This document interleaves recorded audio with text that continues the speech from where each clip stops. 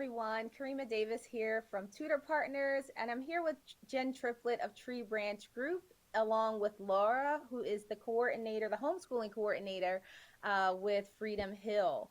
So, Freedom Hill is an organization that does a lot of different things, but one aspect of what they do is helping families with homeschool support. Hmm. And Laura is here today to talk to us about homeschooling, how we can make it work for our families, for those who don't have any experience with it and feel intimidated by the idea of homeschooling, or those who are curious about, what that might look like for their families, so that they are not stuck in a situation, if they are currently stuck in a situation where they feel their kids aren't thriving or they are struggling because they are working now in a remote environment during the pandemic that is just not working out to their best interests. So thank you so much for joining us, Laura. No, it's a pleasure being here. Thanks for having me.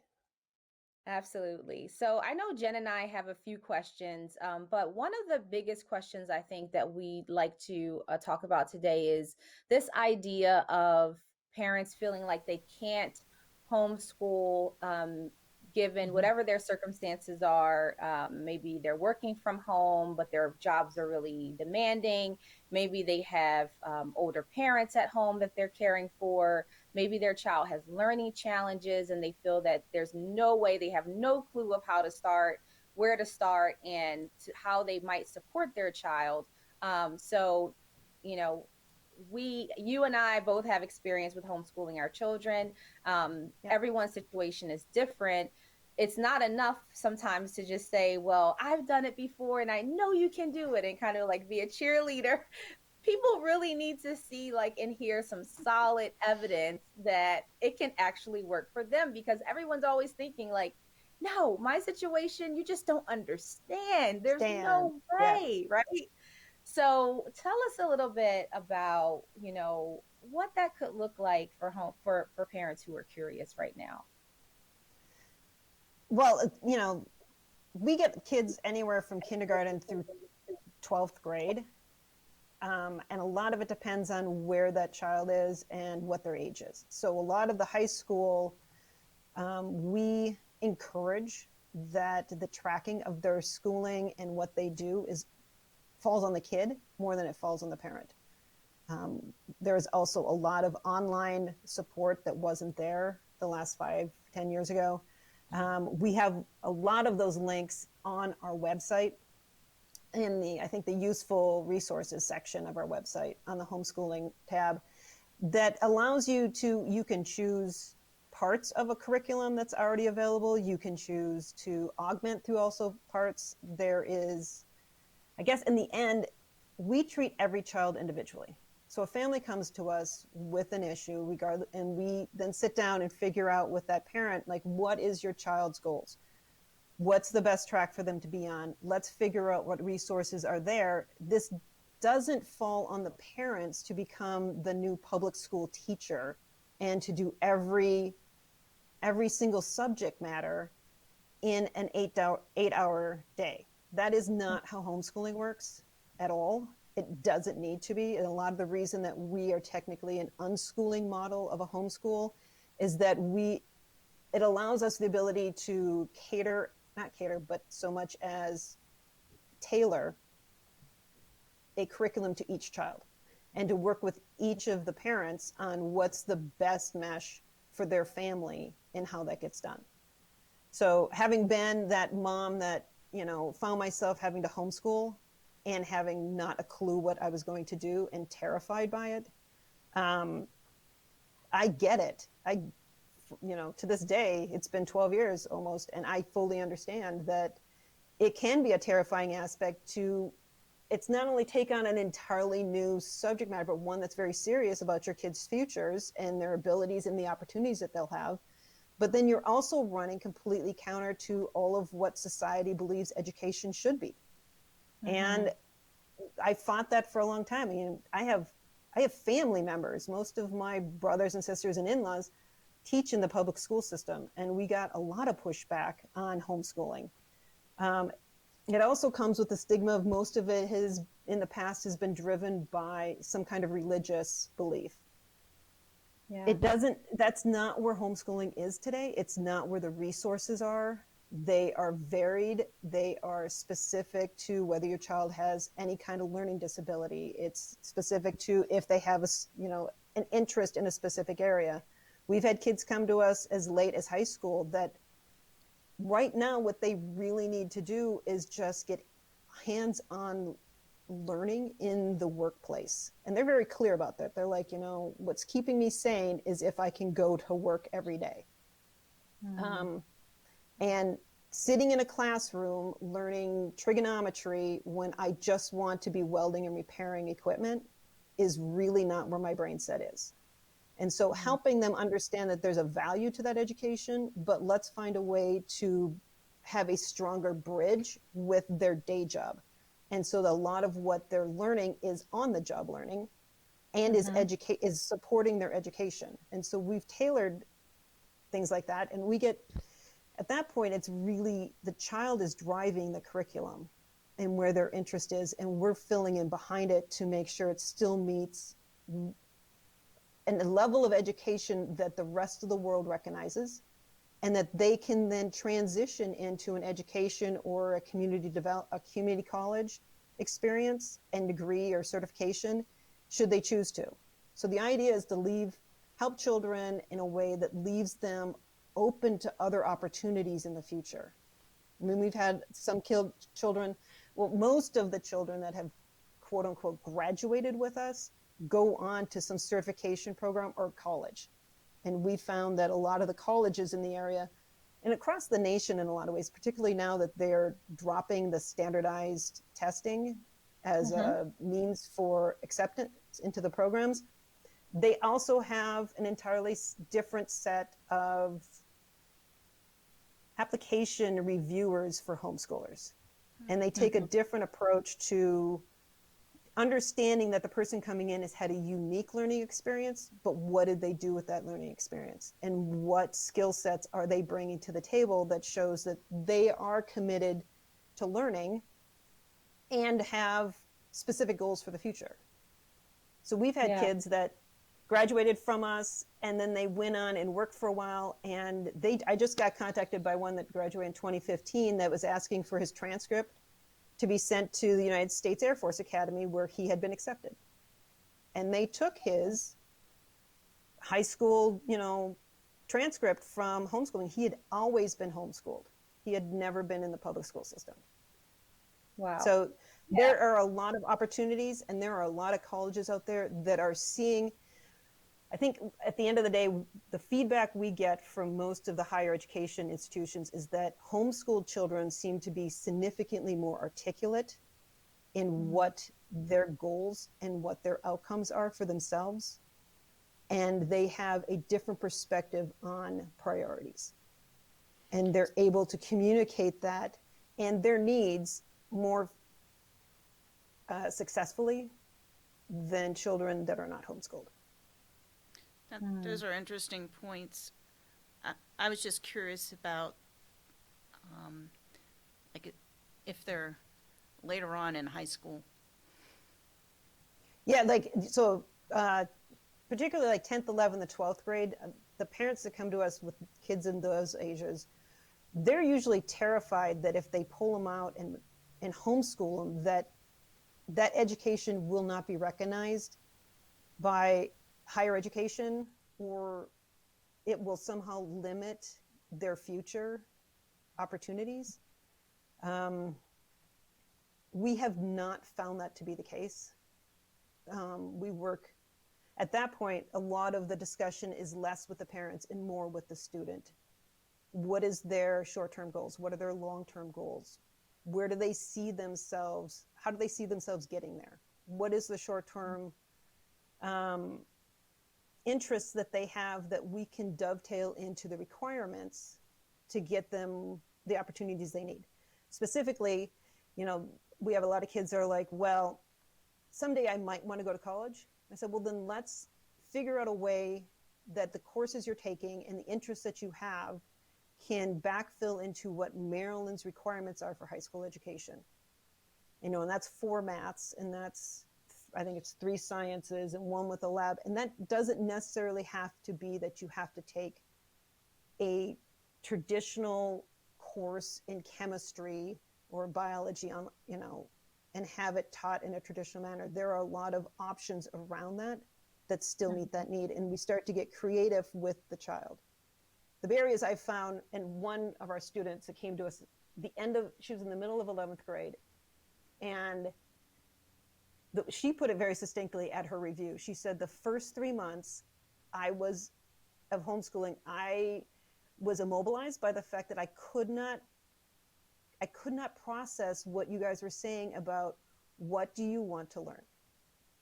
What subject matters interest you? She said, 3 months, for years, people had told me what I'd be learning and the process I'd be learning and what classes I'd be taking to meet those requirements. And she said, I couldn't even answer the simplest question of what am I interested in? That's because it's not even like, yeah, it's because the way our traditional schools are set up, students are not, well, now I think, we want our kids to be more critical and analytical thinkers and all of that, and schools are pushing for that more. But in reality, it is more based on you being told what to learn, and not so much how to learn or to decide what you'd want to learn.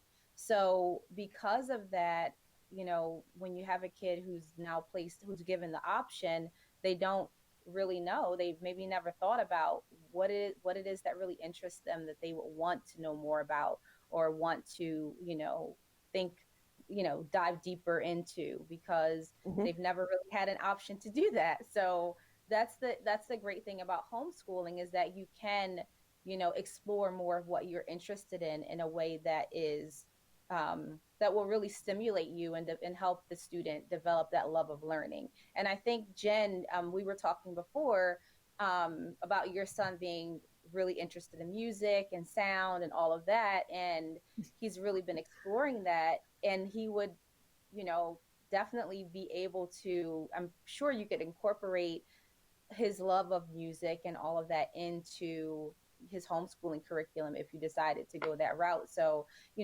one thing that you said, Lara, and I just want to clarify for people out there who are listening, when we're talking about homeschooling students, it doesn't mean that homeschooling, if your child decides not, if you decide to homeschool your child, doesn't mean that this is only for kids who maybe won't thrive in, say, a 4-year college or something like that. It's not for kids who will only go off to community college or receive some certification or something. Kids are homeschooled, and there are kids who go off to 4-year colleges immediately after homeschool. My 2 daughters are examples of that, and I've worked with several families over the years in different capacities whose kids have gone off to 4-year colleges, some of the top schools in the nation after homeschooling. So I just wanted to clarify that too, because I don't want people to think that, my child is struggling, they're not thriving, and their only option after they homeschool is to go to community college or then, I just wanted to clarify that, because I don't want people to think that is what has to happen after homeschool. Yeah, that's one of my Yeah. concerns. No, that's a good point. Oh, sorry, I cut you off. No, Jen. I was just saying that my son is a prime example of that. Right now, he doesn't want to go to college. He's like, if school is like this, the way that, and he's showing me all of the assignments, it's busy work. It's like, I don't want to go to college. I just want to do, I'm like, okay. There's a shift. Like, you're deciding your junior year halfway through that you don't want to go to college. And this is a child who scored like a 1480 on his PSAT. Yeah. And he gets the tests, he makes A's, but doesn't turn in the homework and gets E's in his class. So I'm at this point now where I'm thinking, well, if this is still going to be virtual and he's struggling as it is, would it be smarter to make him, transition into a homeschool environment and like just kind of take everything he needs to do and hope, he may thrive a little bit better. It's a hard choice. It really is. Well, and this is a really an interesting and unique time. I mean, the pandemic weighs on all of us emotionally and mentally, and then you've got a shift in the way school is presented at the public level, which is another major change. And people in general don't deal with change well. So that adds the stress of this is just another change.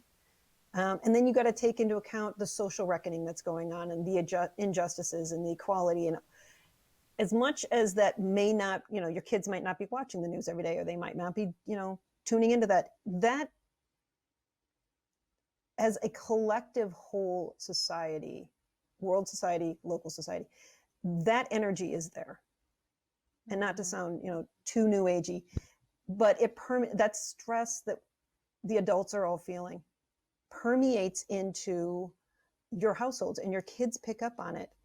And Absolutely. it's a lot to ask of any child right now to pretend that none of that is happening, and that they should be going to school and they should be absorbing at the same rate, and that there will be no accommodations for all of the additional stresses they are under. And that this standard of here's what you learn every 9 months, and we have it prescribed, and that there is no deviation, and then you go to school, higher education, and you do 4 more years of prescribed, and you cannot ever deviate, is not truth, and it's not a reality.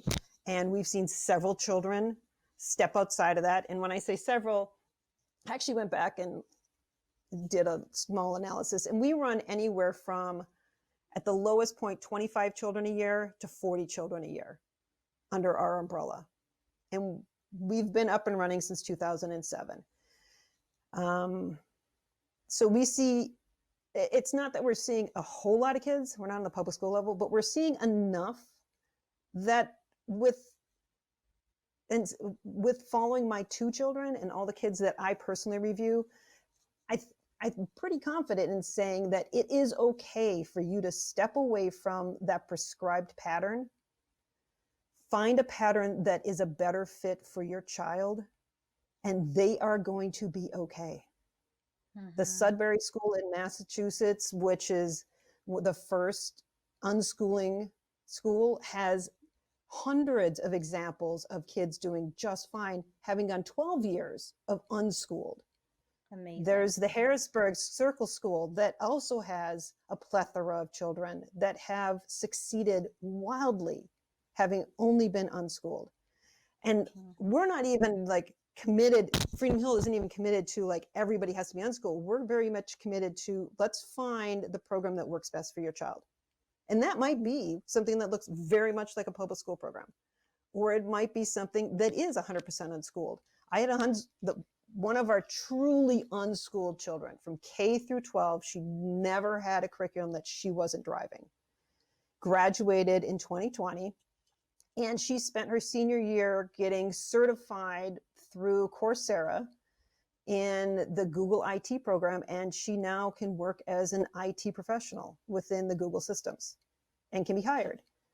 And she chose that program and she drove it. And, when you mentioned music, another person that graduated with us, she showed up at a review finishing her junior year and said, so I decided to learn banjo. Oh, okay. And she's like, I was watching YouTube videos. Let me play you a couple songs.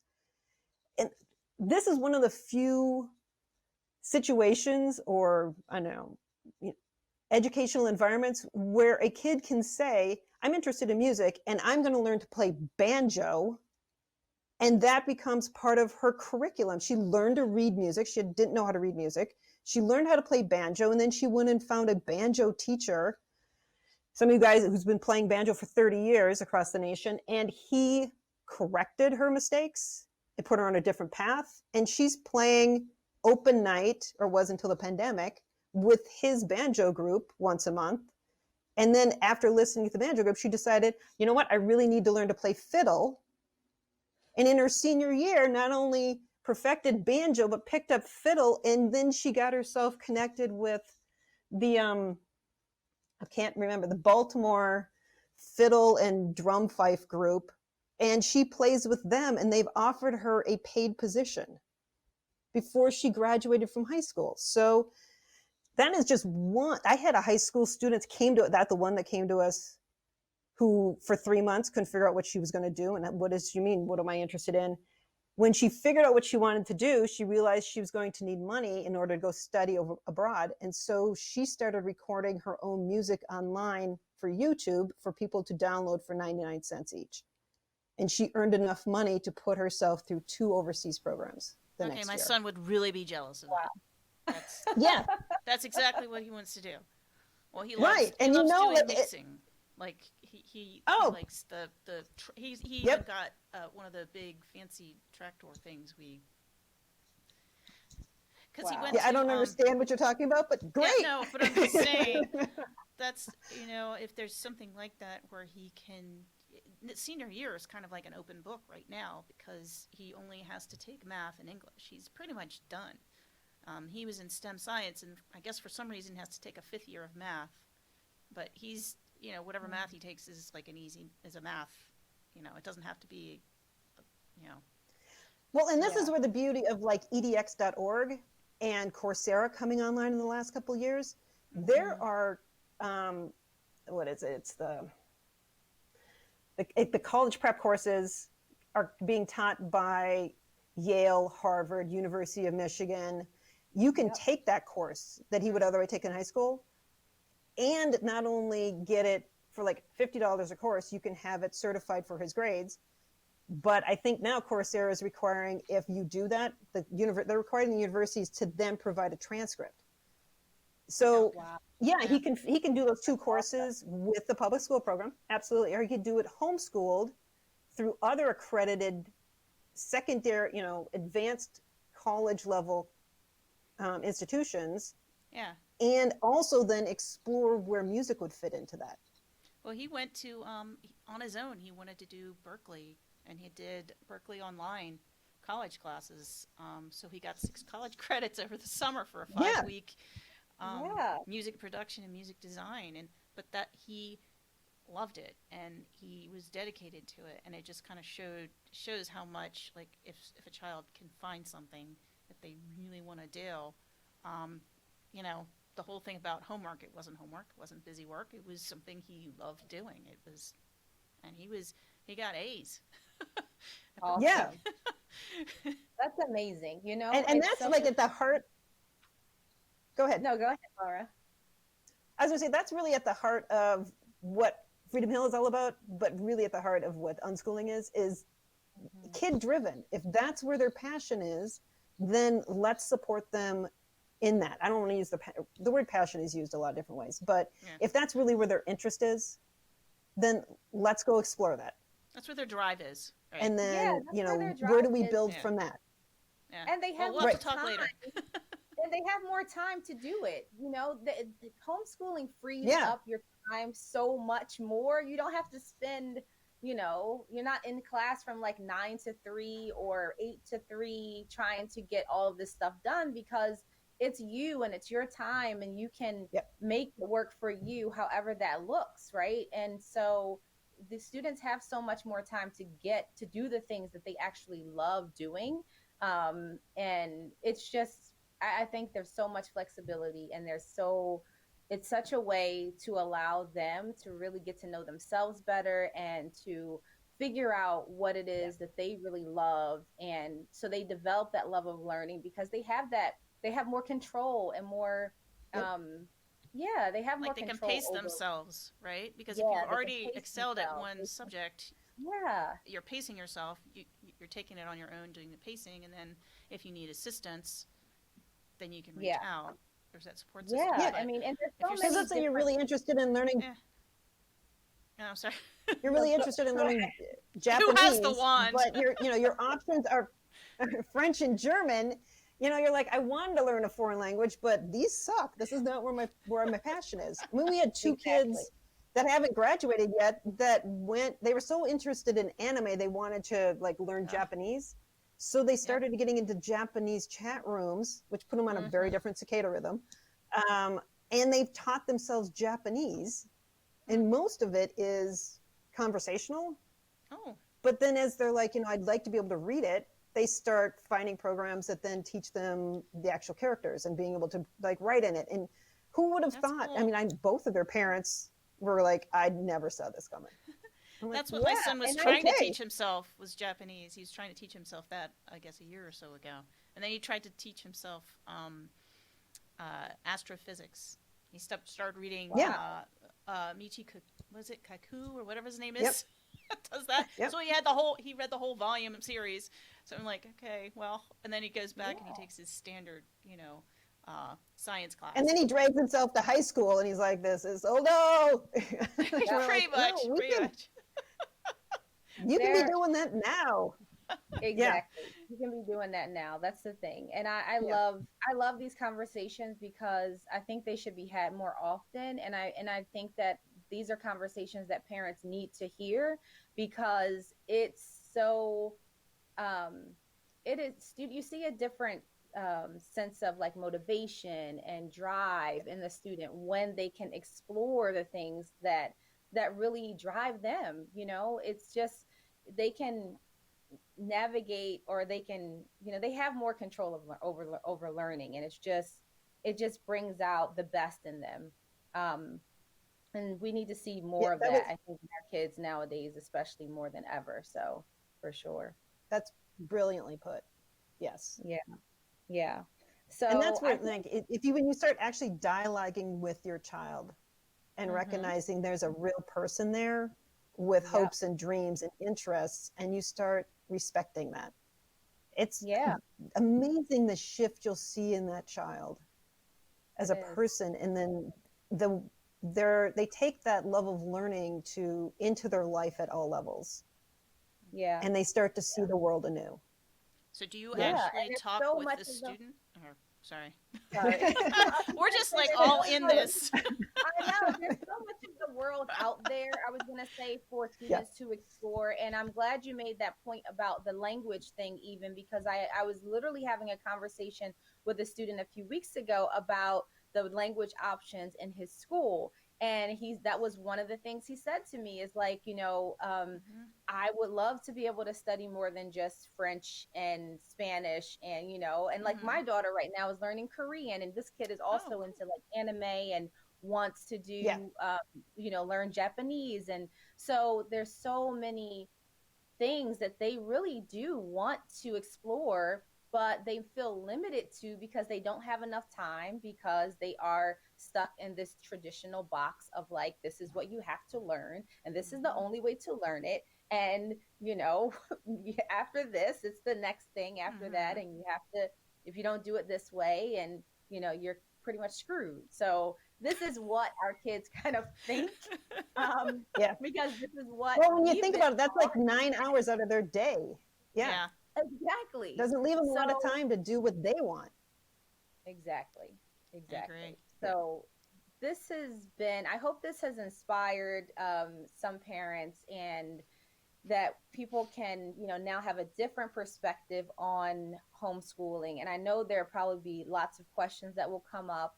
And I know your organization can only take but a certain number of people each year, but so I don't want you to be bombarded with like too many calls and all of that after, but they do, in case someone has a question, they can reach out. freedomhillmaryland.com is where Laura's organization resides, and they are, available to support you with decisions or questions on as to whether homeschooling is a good option for your family or not. But definitely keep some of these things in mind over the next few months, and really just kind of consider where you are, where your child is, and if it's the best thing for them. And if not, we haven't really gotten into it, but there are so many options. There's so many online schools, online academies, online curriculum, just, some with instruction, some where you can do you take the curriculum and go on your own and make it work for your kid, however that works for you.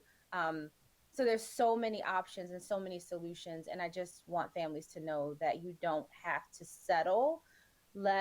Give your child the opportunity to thrive, and just kind of um, take some time to think about what that might look like for them, have a discussion with them maybe, and just figure out where they are. And if they're not in a place that's really good for them, you might want to consider something different and just kind of explore what that might look like.